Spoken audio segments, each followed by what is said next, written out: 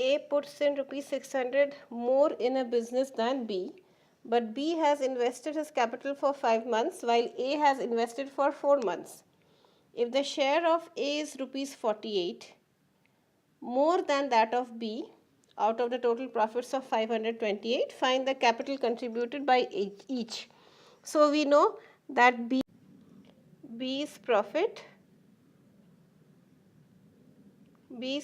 equal to 528 minus 48 divided by 2, because 2 people are there in this business, which is equal to rupees 240.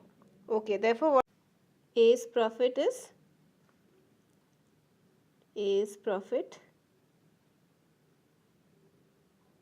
equal to 240 plus 48, which is equal to rupees 288. 48 which he had got excess has to be given to this person, because only 2 people are there in this business.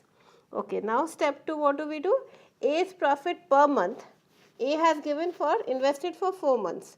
So A's profit per month is A's profit per month equal to 288 divided by how many months? 4 months. A has invested for 4 months. Therefore, 288 divided by 4, which is equal to 72 rupees.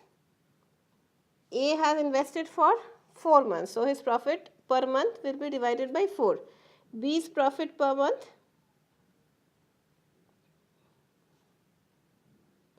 equal to B has got a profit of 240 rupees divided by how many months has B invested for? 5. Therefore, this will be equal to 48 rupees. Therefore, A gets a profit of 72 rupees and B gets a profit of 48 rupees. Now, it's given that their capitals are proportional to their profits. So, A's capital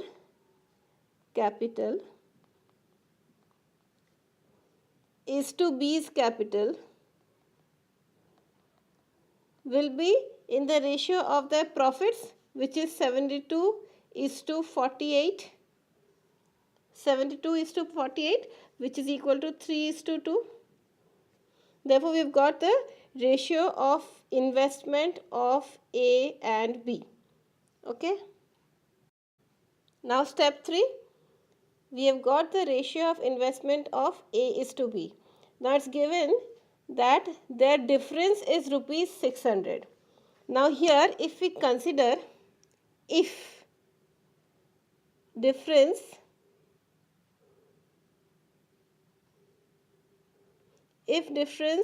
is rupees 1, then A's capital would be 3, A's capital will be rupees 3 and B's rupees 2. That's what we saw, 3 is to 2 ratio. But the actual difference